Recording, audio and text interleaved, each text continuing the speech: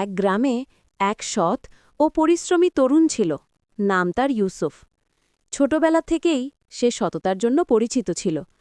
তার বাবা মৃত্যুর আগে তাকে বলেছিলেন, বাবা, ব্যবসা করলেও কখনো মিথ্যা বলো না, কারণ মিথ্যা মানুষকে ধোঁকা দেয়, কিন্তু সত্য মানুষকে আল্লাহর কাছে প্রিয় করে তোলে। বাবার সেই কথা ইউসুফের হৃদয়ে গভীরভাবে গেঁথে গিয়েছিল। একদিন সকালে ইউসুফ তার দোকানে নতুন গমের বস্তা আনল। সেই রাতে একটু বৃষ্টি হয়েছিল, তাই নিচের দিকের গমগুলো কিছুটা ভিজে গিয়েছিল। বাইরে থেকে তা বোঝা যায় না। বাজারে লোকজনের ভিড়, সব বিক্রেতা চেঁচিয়ে বলছে, তাজা ফল নিন, চাল ডাল সব সস্তা। ইউসুফও ডাক দিল, আল্লাহর দান করা গম, একদম পরিষ্কার আর সুন্দর দানা। একজন বৃদ্ধ ক্রেতা ইউসুফের দোকানে এলেন। তার দাড়ি সাদা, চোখে স্নেহভরা দৃষ্টি। তিনি ইউসুফের গমের বস্তা দেখে বললেন, বাছা, তোমার গম তো খুব ভালো লাগছে, আমি পুরো বস্তাটা নিতে চাই। ইউসুফের মুখে এক মুহূর্তের দ্বিধা এলো।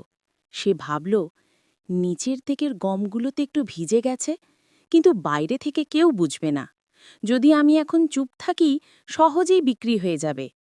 তার বুকের ভেতর থেকে তখন এক কণ্ঠ ভেসে এলো, সত্য বলো ইউসুফ, আল্লাহ সব দেখছেন। ইউসুফ গভীর শ্বাস নিয়ে বলল, চাচা, একটা কথা বলি, গমের নিচের অংশটা একটু ভিজে গেছে, বৃষ্টির পানিতে। আমি চাই না আপনি ক্ষতিগ্রস্ত হন।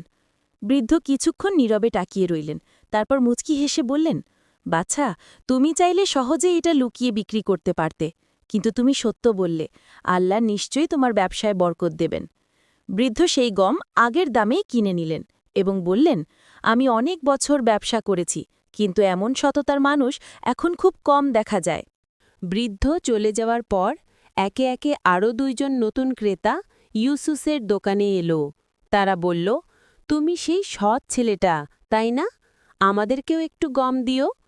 দিনের শেষে ইউসুফের সব গম বিক্রি হয়ে গেল।